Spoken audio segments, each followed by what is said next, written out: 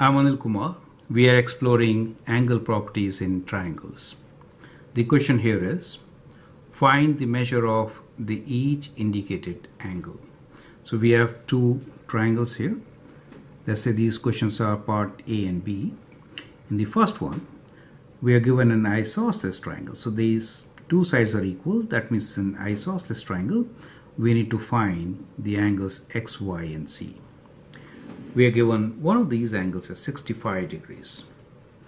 In the other example, we are given two exterior angles. We need to find interior angles X and Y and the third exterior angle Z. You can pause the video, answer the question, and then look into my suggestions. Part A.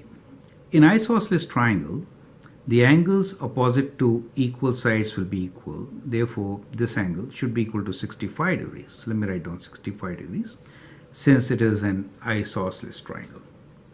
Now that helps to find all other angles. Y will be equals to 180 degrees, take away 65 degrees. Correct? So you can always use the calculator to calculate these answers. 180 minus 65 equals to 115. So we get this angle as 115 degrees. Now we know Y. To get the X, you could do X as equal to 180 degrees. Take away these two 65 degrees, right? Take away 65 degrees, take away 65 degrees. Since sum of three angles in a triangle is always 180 degrees, so that is 180 degrees. Take away their sum, right? So that gives you, we'll take away 65 from 115, 50 degrees, right? So that gives you 50 degrees. Now, you could also solve it from exterior angle. Y, the exterior angle, is equal to sum of these two. So X is Y minus 65. So Y is 115, take away 65 is 50. So that's an alternate way of doing it. We'll use this method to find Z. Z should be equal to sum of two remote angles, which are remote interior angles, 65 degrees plus 65 degrees. Right? So just add them up or multiply by 2. So 10, 130 degrees. That becomes the value of Z. You could also do 180 minus 50, correct? So you could also say Z equals to 180 degrees minus 50 degrees, which is X, right? So you get the same answer. So what you see here is that there are different ways of finding these angles. You could adopt the property that exterior angle is equal to sum of two interior angles, or sum of interior angles is 180 degrees, or a linear pair forms 180 degrees, right?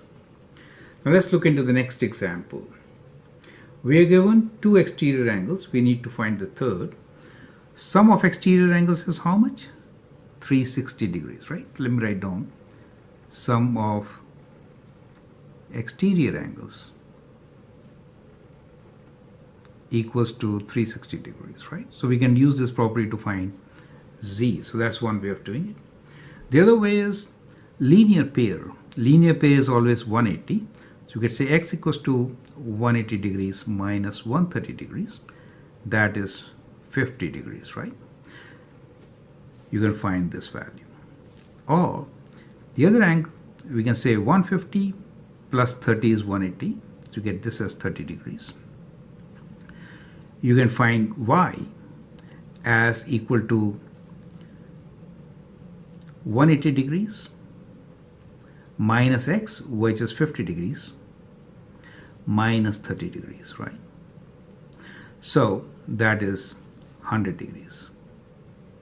And then you can find Z.